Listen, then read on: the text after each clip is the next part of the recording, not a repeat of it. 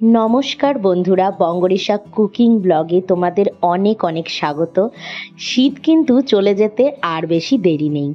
তো শীত চলে যাওয়ার আগে আমার মতন তোমরাও বানিয়ে ফেলো কুলের আচার। আর টোপা কুলের এই আচার তোমরা যদি পুরোটা দেখো তাহলে বুঝবে ঠিক এই রকমভাবেই সুন্দর একটা আচার বানিয়ে নেব, আর যেটা কিনা অনেক দিন ধরে স্টোর করে তোমরা খেতে পারবে। আমি দেখো এখানে প্রথমে একটা বাটিতে ধনে আর জিরে আলাদা শুকনো কলায় রোস্ট করে রেখেছি। এইটার পরেও আমি আরও অনেক কিছু আচার বানানোর মশলা নেব, যেগুলো আমি শুকনো কলায় রোস্ট করব। প্রথমেই নিয়ে নিচ্ছি কালো জিরে। এগুলো কিন্তু আমি অনেকটা বেশি করেই নিচ্ছি, কেননা আমি একেবারে ভাজা মশলাটা বানিয়ে স্টোর করে রাখি। যতবারই আচার বানাবো ততবারই আমি ইউজ করতে পারবো। তারপর দিয়ে দিলাম পাঁচ ফোড়ন কিছুটা, আর বেশ পরিমাণে দিলাম মৌরি। মৌরিটা খুব সুন্দর একটা ফ্লেভার এনে দেয় আচারে। আর সাথে দিয়ে দিলাম কটা তেজপাতা। এরপর দেব হচ্ছে শুকনো লঙ্কা। শুকনো লঙ্কাটা এটা আমি যেহেতু অনেকটা দিচ্ছি এই কারণ আমি ভাজা মশলাটা বললামই যে স্টোর করে রাখবো। আর এরপর দিয়ে দিলাম গোলমরিচ, বেশ কিছুটা গোলমরিচ। এবার শুকনো কলায় ভালো করে এটাকে ভাজতে থাকবো যতক্ষণ না একটা সুন্দর গন্ধ আসছে, যেটা কিনা মানে একটা ভাজা ভাজা গন্ধ চলে আসবে। এই দেখো বেশ রংটাও একটু চেঞ্জ হয়ে গেছে। আর এবার আমি এটাকে সুন্দর করে মিক্সিতে গুঁড়ো করে দেখো আমি এই পাউডারটা বানিয়ে নিলাম। এটা আমি এবার যতবারই আচার বানাবো ততবারই করতে পারবো ইউজ। তো এই হয়ে গেল আমার মশলার মেন যে গুঁড়োটা, মেন ভাজা মশলা, সেটা আমার রেডি। এবার নিয়ে নিলাম ধুয়ে রাখা, ভালো করে 2-3 বার করে ধুতে হলো আমাকে এই কুল, কেননা টোপা কুল কিন্তু যেখানে সেখানেই শুকোয়, তো অনেক ধুলো টুলো ওড়ে। তো সেই জন্য ভালো করে জলে 2-3 বার ধুতে হবে। তো এরপর এই কুলের বোটাগুলোকে আস্তে আস্তে আমি এক একটা করে ছাড়িয়ে নিলাম। বোটাগুলো ছাড়িয়ে নেওয়ার পর আরও একবার আমি ধুয়ে নেব।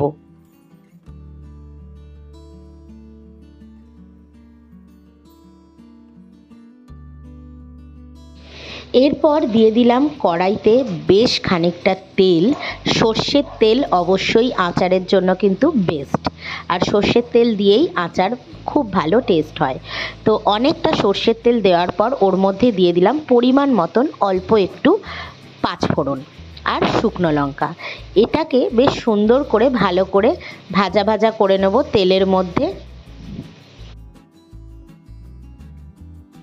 ভাজা ভাজা হয়ে গেলে আমি এবার ধুয়ে রাখা যে কুলগুলো সেগুলো একে একে তেলের মধ্যে দিয়ে ভালো করে ভাজবো।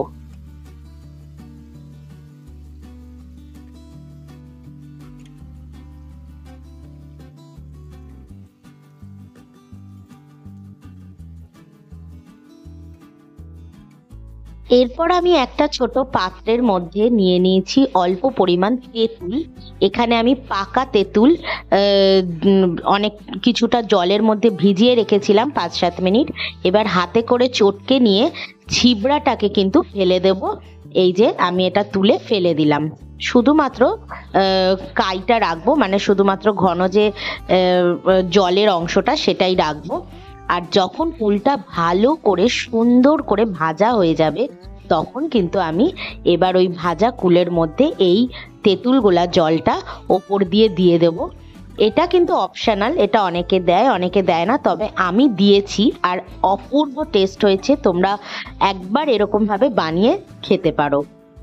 আর দিয়ে দিলাম তেঁতুল গোলা জলটা, দিয়ে এবার ততক্ষণ পর্যন্ত আমি ফোটাতে থাকবো যতক্ষণ না তেঁতুলের যে কাতটা সেটা ঘন আকার না হয়ে যাচ্ছে এবং তেলের সাথে ওটা আলাদা হয়ে একদম একটা আলাদা থিকনেস একটা চলে আসবে, যেটা আমি তোমাদের খুন্তির মাধ্যমে দেখাবো একটু পরে। আর এইখানে আমি একটা পাত্রে অল্প জল ফুটিয়ে নিচ্ছি, যেখানে আমি গুড়টা জলের মধ্যে ভালো করে গলিয়ে নেব।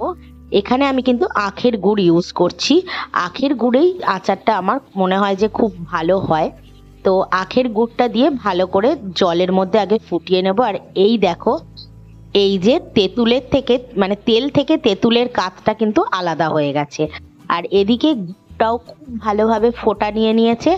এবার আমি এই কুলের আচার মানে কুলের মধ্যে এই গুড়টা আস্তে আস্তে নেড়ে নেড়ে ঢালতে থাকবো।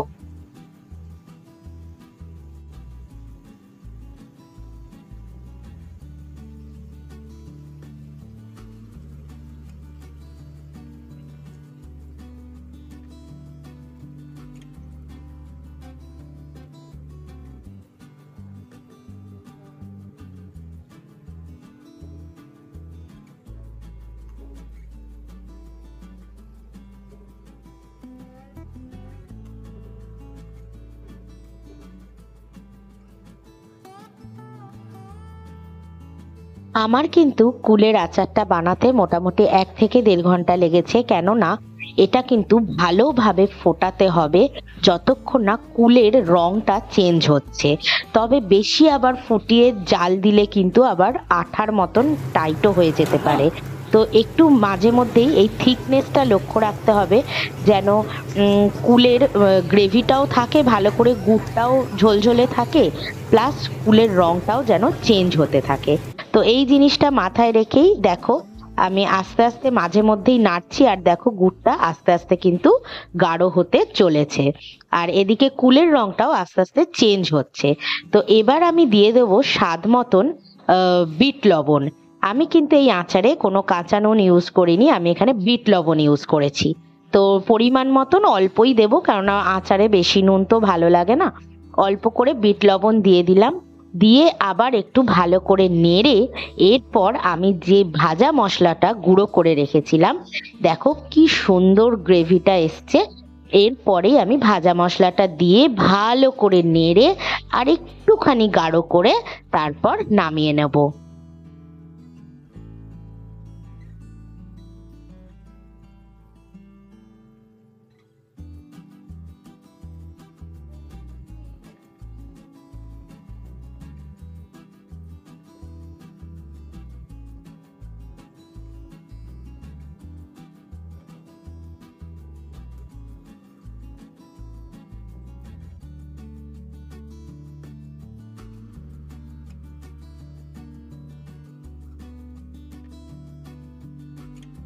দেখো সুন্দর একটা গ্রেভি মতন হয়েছে, আর এই অবস্থাতেই আমি কিন্তু গ্যাসটা বন্ধ করে দেবো।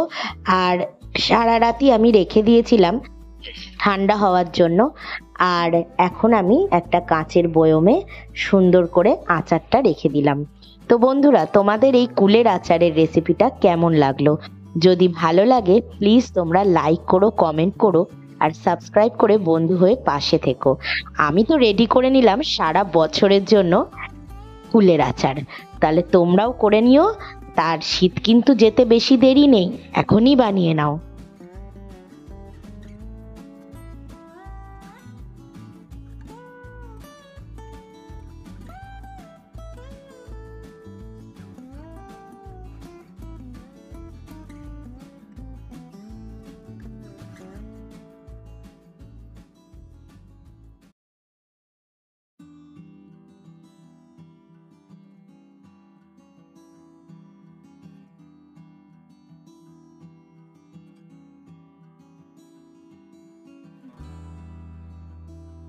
আর আগামী একটা পর্বে কিন্তু আবার নতুন নতুন রান্না নিয়ে তোমাদের সামনে চলে আসবো। চলো এখনকার মতন টাটা। তোমরা সবাই ভালো থেকো, আর আমার রেসিপি আমার চ্যানেলকে অনেক অনেক ভালোবাসা দিও। চলো টাটা।